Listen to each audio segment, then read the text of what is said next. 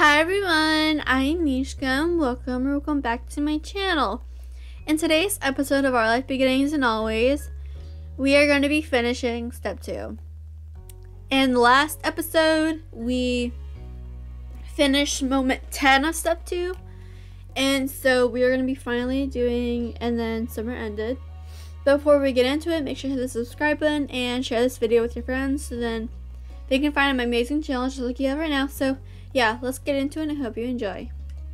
And then summer ended. Yes, move on to step 3. Okay. There was no denying it. Today was the very last day of summer. Tomorrow you were heading to class. Honestly, I'm excited to go back. All these moments, they've been up and down, so I can tell you that. Though summer had been fun, you had taken your fill, and now you were longing for fresh excitement. A new school year was full of potential. You got dressed, not envisioning the day before you, but contemplating what lay ahead of you tomorrow. Life was sure going to be different. You had to come to think of the summer vacation as the norm, but school stretched out for the majority of the year, whereas the summer vacation was just a break in the middle. So rather than it being different, it was kind of a return to the normal. What did your normal life really mean? You considered how fondly your parents talked about their summer vacations as kids. You dimly recognized that one year the pattern of school and summer itself would be over for good. It was hard to imagine. You got distracted, one arm still out of his sleeve. You pulled it through and put your mind back to the present. The season had brought about plenty of changes of its own, like Kira's visit, though that too was coming to an end today. No! I've loved Kira. No, she's leaving? No, you were happy you finally got the chance to know her. She was interesting to be around. You liked how easy it was to talk to her. You finished dressing, which was good. Cove would be there any moment. You agreed to see his mom off together. Oh my god, I'm so sad Kira's leaving. Ugh, and I was getting used to her being around too.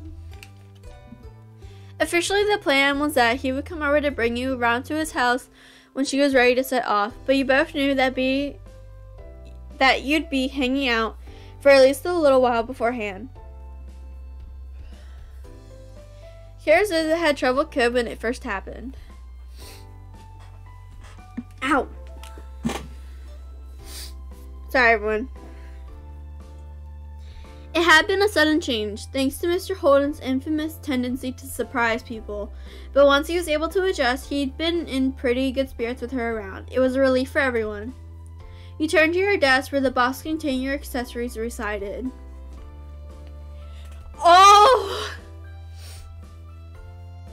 Oh god, dude.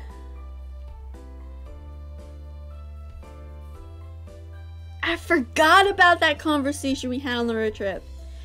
That was so long ago. Well, not really. It was kind of like a couple of days ago, wasn't it? I don't even know. Oh, wow. We're brought several. I don't know. Your eyes bored into the box. Should you wear any for Cove's visit today? Yeah, put on one. Your heart pounded as you slipped the hoop through the class and fastened it in place. When Cove spotted it, your face grew hot as you imagined how he might react. The next thought that crossed your mind was, it would be polite to get the door for Cove. You went downstairs to wait. You strolled down the stairs. Someone else might have been able to answer it, but he was your guest. It was only a few minutes later when the doorbell rang. As you chosen to stand beside it to wait for Cove, there was no delay in pulling it open. Cove was there just as you had expected. Seeing you, he flashed you a bright grin. Hey. Hi, Mina. Hi, Cove. Come on in. Once he stepped inside, you beckoned for him to follow you upstairs. Back up in your room, you sat down in your bed and waited for Cove to settle in as you knew he would. With other guests, you might have offered them a seat, but you and Cove were long past those tentative stages of friendship. Your room was as familiar to him as his own. Oop. You watched as Cove sat down in your desk chair, his preferred spot. He rolled it closer to the bed to make it easier to chat, tweaking the angle so that he was facing you fully. Once happy with the position, he leaned in towards you, hands held in his lap. His actions weren't the ones of someone who planned on moving from his spot anytime soon, even though you had an appointment to keep together that day. When is your mom leaving? Don't worry about it. We've got some time. She's still got a shower and stuff before she goes. She didn't want me to just keep hanging out around while she was doing that.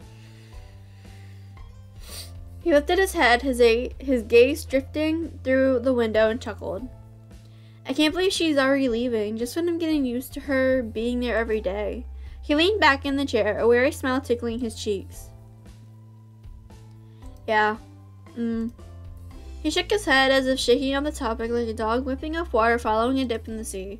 Cove looked back to you, lips parted as if he was back to speak, but instead his eyes wide and his mouth closed into a tiny frown.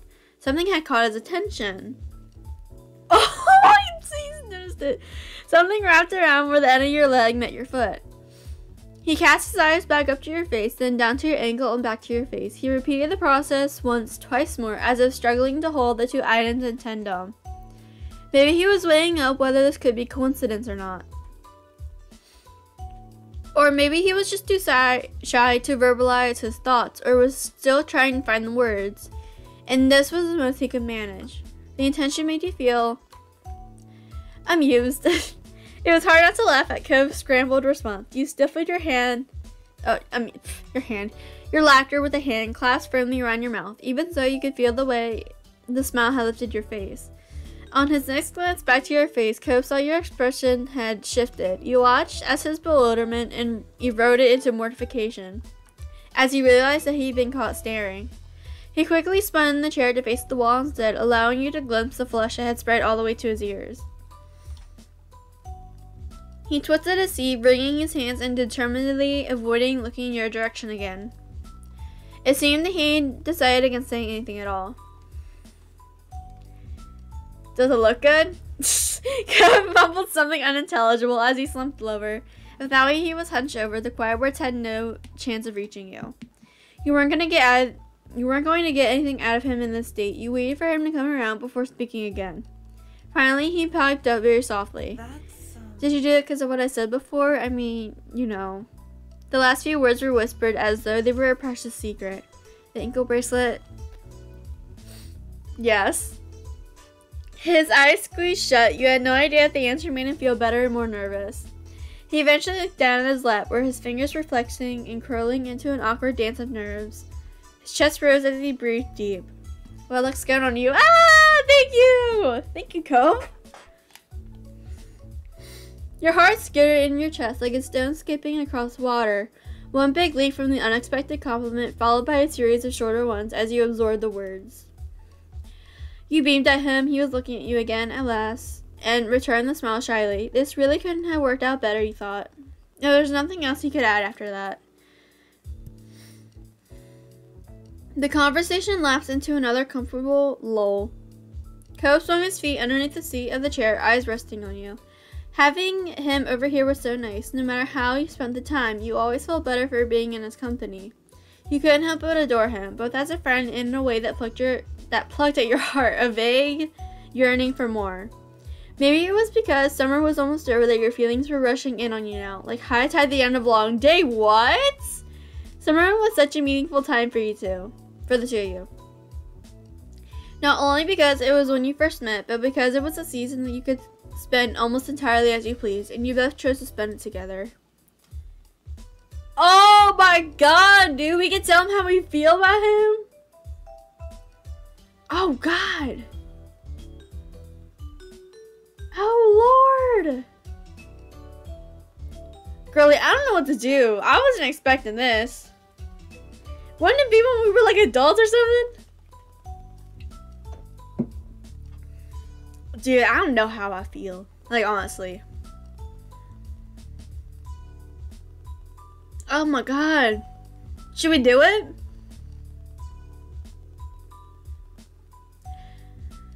Oh, or should we wait for him? That's the thing. I don't want her to wait forever. Oh god.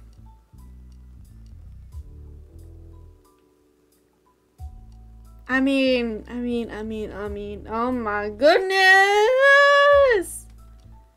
Okay. I mean, let's just do it. Tell my feelings. Now was the time. You couldn't go another day without expressing these feelings you held. Oh, wow. We could have... Oh, my God. You spoke words of affection. You confessed by kissing him. You asked if you could kiss him. Oh, my God. Oh, my God. Ah. I mean, I feel like I've really been too bold, dude. Let's speak words of affection. It was best to be direct with Cove. You didn't want to leave room for ambiguity. I don't know how to say that. And misunderstanding at such an important moment. Right from that original summer when you met, Cove had always been special to you in a way that no one else ever had. You wanted to make that clear. You looked directly at him. Cove? He had already been watching you, but he lifted his head attentively at the call. Your cheeks were as hot as if you were standing in the midday sun. Cove raised an eyebrow. Your heart raced, the sound rang in your ears, shutting out everything else. Girl, if we're gonna do it! We're gonna do it!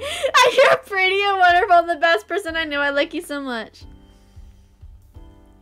I have a crush on you. I like you, Cove. I really, really like you. I knew you're crushing on me and I feel the same about you. Oh my God, we could be drunk, girl. If this was me in real life, I'd definitely like be like this or this one, like both of these. Let's just, huh?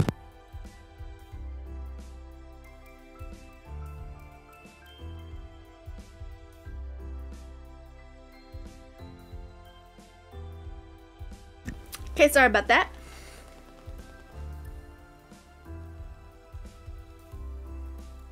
Okay, girl, let's just go with this one and be like, I have a crush on you, Cove. Cove froze in a seat, the only emotion coming from his widening eyes. With an adult, you realized that was literally the only thing he was doing. He hadn't taken a single breath since you uttered the words. Cove, you need to breathe! Oh, wait. Cove might have envied fish with their gills, but he wasn't a fish. He was a boy on land, and he needed air to live. You really hoped he would remember this soon, before you need to call your moms and explain the situation. Cove still had no response. You were starting to clamber off the bed towards him when finally he sucked in a deep breath. Okay. That's not what you say just so right after that. His voice cracked on the second syllable. The words at odds with his nervous appearance. His eyes were darting around, unsure of where to place them. I don't know. I don't know what to do now. Calm down! He was still so flustered. You need him at ease before anything else could happen. It's alright, keep breathing.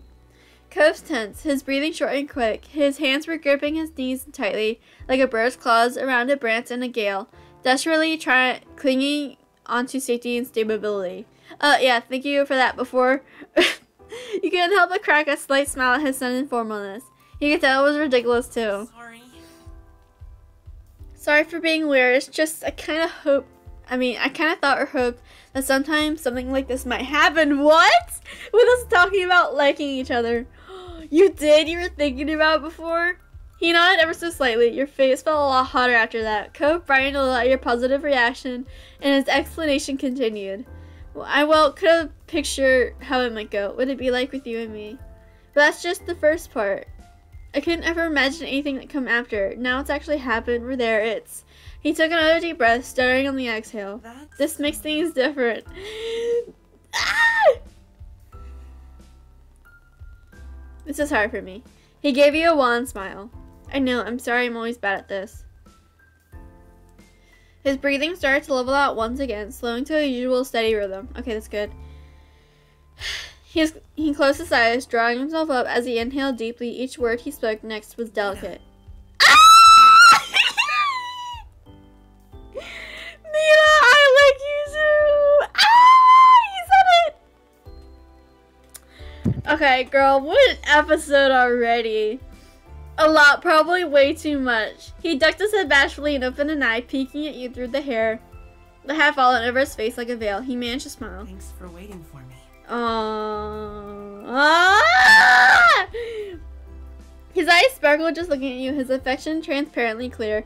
He never could hide what he was feeling, and you couldn't be more grateful for that today. Oh! Oh!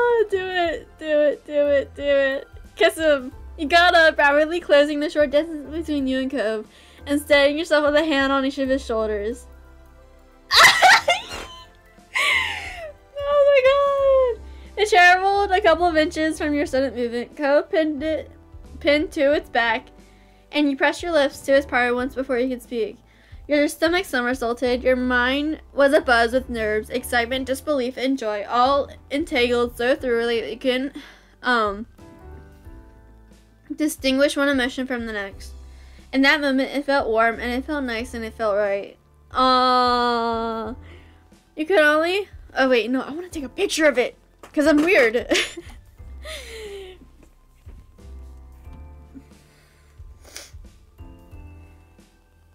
You pulled it away only a second or two later. Cove had been stunned into continued silence, his face frozen in the same expression as he had when you first leaned in. You took a step back, giving him space to breathe. Cove stood up. His back was rigid, spine as straight as a surfboard, and his face as red as sunburn. Oh my god! Cove plastered a hand over his mouth and his eyes shut tight. His back then became bowed, streaking him down. You could only just make out the few words he had managed to summon. Oh my god, oh my god! I can't believe he actually... Oh my god, his eyes!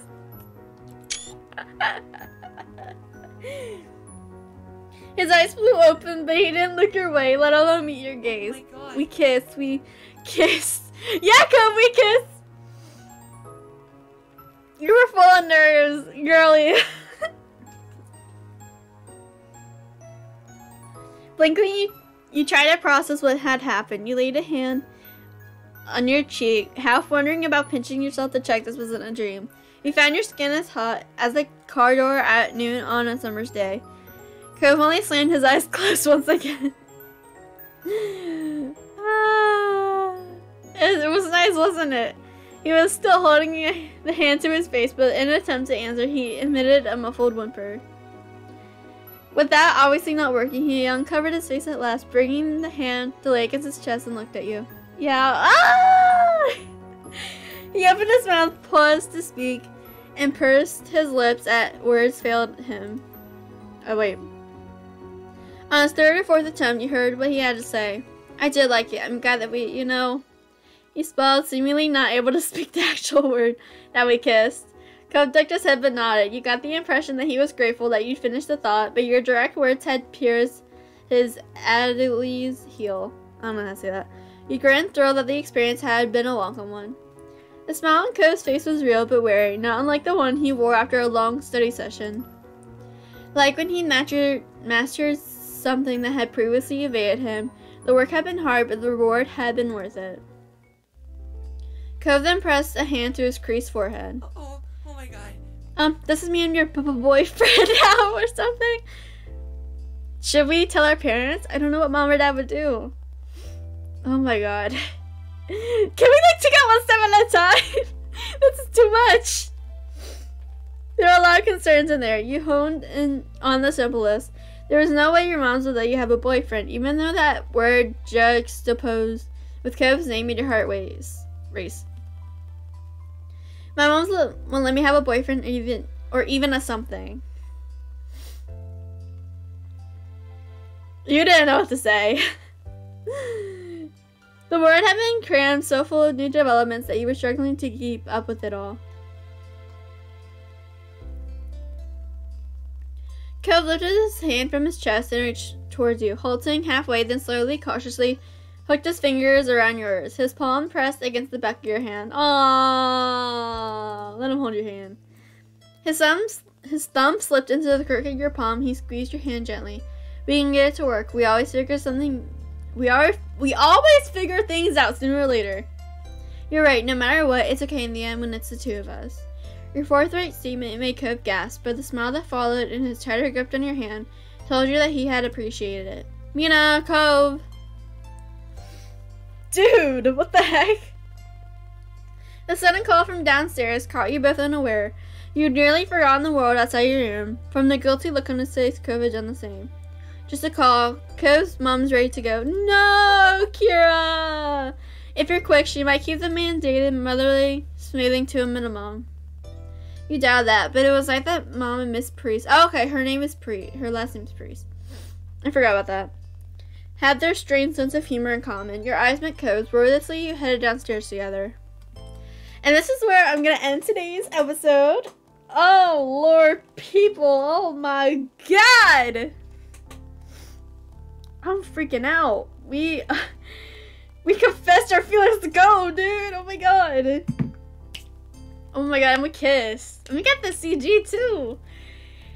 Ah! I'm so excited for Mina.